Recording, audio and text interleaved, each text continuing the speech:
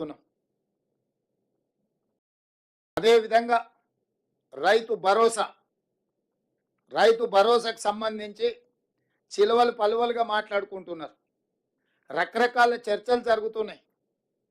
అనర్హులకు ఇచ్చిందని ఒకరంటారు, నేషనల్ హైవేలో రోడ్లు వేసిన వాటికి ఇచ్చిందని ఇంకొకరంటారు, టాటాలకు బిర్లాలకు ఇచ్చిందని మరొకరంటారు, ఆగర్భ శ్రీమంతులు జూబ్లీహిల్స్లో నివసించే ఫామ్ హౌస్ ఓనర్లకు ఇచ్చిందని ఇంకొకరంటారు, గజ్వేల్లో చంద్రశేఖరరావు గారి ఫామ్ హౌస్ కూడా వారు రైతు భరోసా కింద నిధులు తీసుకున్నాడని మరొకరంటారు.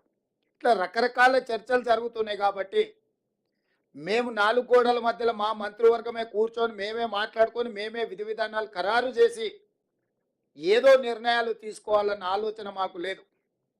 పారదర్శకంగా భాగస్వాములు అందరితో చర్చించి అందరి సూచనల మేరకు సలహాల మేరకు రైతు భరోసా పథకాన్ని పారదర్శకంగా నిస్సహాయులకు సహాయం అందించాలని, ప్రభుత్వం యొక్క సంక్షేమము సామాన్యులకు చేరవేయాలని, ఏ ఒక్కరికి కూడా అన్యాయం జరగకుండా ప్రతి వాడికి ప్రభుత్వం యొక్క సంక్షేమ పథకం చేరాలి అని, రైతు భరోసా నిధులు ఖాతాలో పడాలన్న ఆలోచనతోని మా మంత్రివర్గము స్టేక్ హోల్డర్స్ అందరితో చర్చించడానికి ఒక నివేదికను తయారు చేయడానికి మంత్రివర్గ ఉపసంఘాన్ని నియమించినము.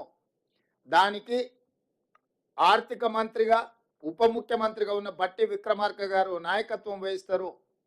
వారితో పాటు వ్యవసాయ శాఖ మంత్రి తుమ్మల నాగేశ్వరరావు గారు, అదేవిధంగా మా ఎలక్షన్ మేనిఫెస్టో కమిటీ చైర్మన్, ఎందుకంటే ఎన్నికల్లో మేము ఇచ్చిన హామీలు వివిధ జిల్లాలు వివిధ ప్రాంతాలలో పర్యటించి ప్రజల యొక్క సూచనలు సలహాలు పరిగణలోకి తీసుకొని ఎన్నికల మేనిఫెస్టోని తయారు చేసిన సహచర మంత్రివర్యులు శ్రీధర్ బాబు గారిని, అదేవిధంగా రెవెన్యూ శాఖ మంత్రి పొంగులేటి శ్రీనివాసరెడ్డి గారిని కమిటీలో సభ్యులుగా చేర్చడం జరిగింది.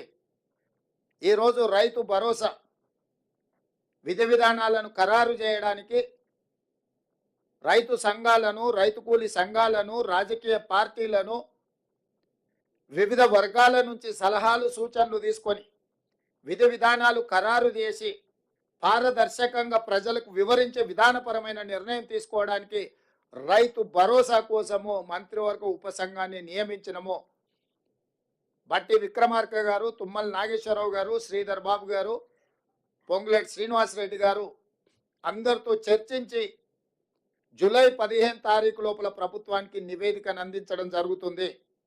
ఆ నివేదికను రాబోయే బడ్జెట్ సమావేశాలలో శాసనసభలో ప్రవేశపెట్టి అందరి శాసనసభ్యుల యొక్క అభిప్రాయం తీసుకొని భవిష్యత్ కార్యాచరణను, రైతు భరోసా విధి విధానాలను నిర్ధారించి ఆ నియమ నిబంధనల మేరకు అర్హులైన ప్రతి ఒక్కరికి రైతు భరోసా పథకాన్ని అమలు చేయాలని మా మంత్రివర్గం నిర్ణయం తీసుకున్నది. ఈ విషయాలు కూడా మీ ద్వారా రాష్ట్ర రైతాంగానికి మేము చెప్పదలుచుకున్నాము.